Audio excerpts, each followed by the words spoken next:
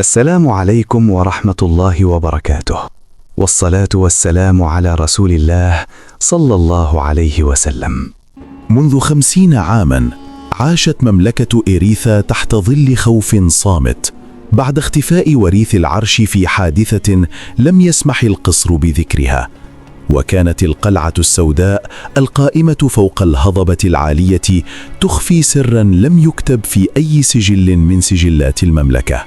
جلس السلطان داريوس الثالث على العرش بعدما ورث حكماً ثقيلاً تحيط به الشائعات والهمسات القديمة، لكنه كان يعرف أن الخطر الحقيقي لا يأتي من خارج الأسوار، بل من السر المدفون داخل القصر خلف الجدار الحجري العتيق. خلف ذلك الجدار كانت توجد بوابة ضخمة لم تفتح منذ 50 عاماً، وقد أصدر السلطان أمراً صارماً يمنع الاقتراب منها أو حتى ذكرها.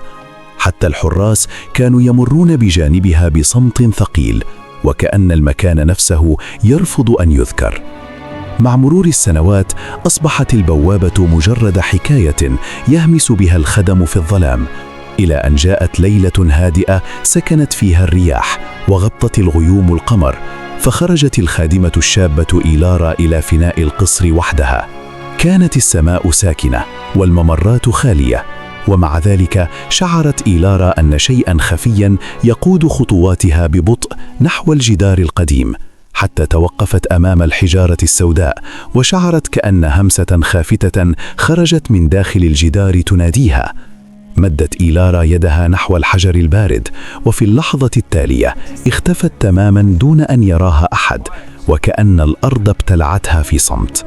مع شروق الشمس انتشر خبر اختفاء إيلارا في القصر كالنار، فتجمع الخدم في الممرات يتبادلون الهمسات والخوف في عيونهم، لأن الجميع بدأ يعتقد أن البوابة القديمة عادت تطالب بضحايا جديدة. وقف الشاب أريان في الفناء يستمع إلى تلك الهمسات، وشعر أن اسم البوابة القديمة يطرق في رأسه بقوة، فقد سمع في طفولته قصصاً عن أمير صغير اختفى خلف تلك البوابة ولم يخرج أبداً. مع حلول الليل وقف الأمير كاليان على شرفة القصر ينظر إلى الظلام البعيد، محاولاً الهروب من حلم يطارده منذ طفولته، لطفل يقف خلف باب حجري مظلم ويطرق عليه ببطء ويقول بصوت خافت: افتح الباب. استيقظ الأمير فجأة من نومه تلك الليلة عندما سمع صوت طرق خافت يتردد في الممرات، وكان الصوت يشبه تماماً الصوت الذي يسمعه في أحلامه. عندها أدرك كاليان أن ما يراه منذ سنوات ربما لم يكن مجرد كابوس، بل رسالة تنتظر أن يفهم معناها. في صباح اليوم التالي خرج أريان خارج أسوار أريثا متجها نحو العين القديمة لجلب الماء، بينما الضباب يغطي الطريق. أثناء سيره بين الصخور لمح ظلاً غريباً يقف في الضباب، فاقترب بحذر ليجد مخلوقاً قصير القامة بعينين غائرتين وصوت يشبه صوت الرياح. قال له المخلوق بصوت خافت إن البوابة القديمة لم تغلق أبداً، وإنما ابتلعته منذ 50 عاماً لم يرحل بعد. ارتجف أريان من الخوف وعاد إلى المملكة مسرعاً وهو لا يفهم معنى الكلمات بالكامل. عندما وصل إلى بيت أمه العجوز خارج الأسوار أخبرها بما رأى، فانهمرت دموعها فجأة وكأنها كانت تخشى هذا اليوم منذ زمن. اعترفت له بأن السلطان القديم قتل أخاه في صراع على العرش، وكان لأخيه طفل رضيع، ولكي لا يبقى وريث آخر للحكم أمر السلطان بإلقاء الطفل خلف البوابة الحجرية لتختفي القصة إلى الأبد. شعر أريان بأن الأرض تميد تحت قدميه، لأنه أدرك أن المملكة كلها بنيت فوق خطيئة قديمة. في القصر كان الأمير كاليان يواجه والدته الملكة سيرينا التي حاولت إخفاء الحقيقة عنه طوال حياته. بعد صمت طويل اعترفت له بأن الطفل الذي اختفى خلف البوابة كان الوريث الحقيقي للعرش، وأضافت أن روحه لم تغادر المكان منذ ذلك اليوم، وأن القصر كله يعيش فوق سر مظلم. شعر الأمير بثقل الحقيقة، لكنه أدرك أن الصمت لن يحمي المملكة بعد الآن. قرر كاليان مواجهة السر الذي أخفاه القصر نصف قرن مهما كان الثمن. اتجه الأمير كاليان نحو الجدار القديم، بينما تبعه أريان وهو يحمل فانوسا صغيرا. كان الهواء يبرد كلما اقترب، وكأن المكان يستيقظ بعد سبات طويل.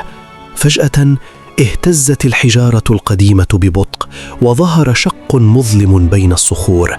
خرج من الشق ضوء خافت وصوت طفل يبكي في الأعماق. تجمد الاثنان في مكانهما، لأن الصوت كان واضحا، كأن صاحبه يقف أمامهما. بدأت همسات غريبة تتردد من داخل البوابة، وكأن الجدران نفسها تتنفس بعد سنوات من الصمت. ظهرت الملكة سيرينا على الشرفة وهي تبكي وتنادي باسم ابنها، لأنها أدركت أن اللحظة التي خافت منها طوال عمرها قد حانت. مد الأمير يده نحو الظلام، بينما رفع آريان الفانوس ليضيء الممر الحجري القديم. كانت درجات حجرية تنزل عميقا في الأرض، وكل خطوة تحمل صدى الماضي الذي حاولت أوريثا دفنه. نزل الاثنان ببطء شديد، بينما الغبار والظلام يملآن المكان، وكأن الزمن نفسه توقف انتظارا لتلك اللحظة. في أعماق الممر ظهرت نقوش قديمة على الجدران، بدأت تتوهج بضوء أزرق خافت، وبين الظلال ظهر شبح طفل صغير ينظر إليهما بعينين حزينتين، وكأنه انتظر 50 عاما ليسمع صوته. ركع الأمير كاليان أمامه ببطء، وشعر أن تلك اللحظة انتظرتها المملكة سنوات طويلة. نزلت الملكة سيرينا إلى الداخل وهي تبكي، واعترفت أمام الروح بكل ما حدث في الماضي. ومع كلماتها بدأت النقوش تتوهج أكثر، وكأن الجدران نفسها تسمع الحقيقة أخيرا. مد الأمير يده نحو روح الطفل، فالتف حولهما ضوء هادئ دافئ، بينما وقف آريان والملكة يراقبان بصمت. شعر الجميع بأن الثقل الطويل بدأ يختفي، وكأن اللعنة التي خنقت أوريثا بدأت تنكسر أخيرا. بعد لحظات هدأ الضوء، واختفت الهمسات من الممر، كأن المكان تنفس أخيرا. خرجوا مع شروق الشمس من البوابة القديمة، والضوء يملأ الفناء. تجمع القرويون والخدم في صمت مذهول، وهم يشعرون بأن شيئا ثقيلا اختفى من قلوبهم. أغلقت البوابة الحجرية أخيرا، واختفت النقوش القديمة تحت ضوء النهار. وقف الأمير كاليان على شرفة القصر، وأعلن بداية عهد جديد لمملكة أوريثا، عهد لا تحكمه الأسرار ولا الخوف. عاد الأطفال يلعبون في الفناء، وامتلأت الممرات بالضحك بعد سنوات من الصمت. وقف آريان ينظر إلى القصر مبتسما، وهو يدرك أن أصغر الشجعان قد يغير مصير مملكة كاملة. في تلك الليلة وقف الأمير كاليان وحده على الشرفة، ممسكا بمصباح صغير يتأمل الصحراء الواسعة ويفكر في الرحلة التي خاضها.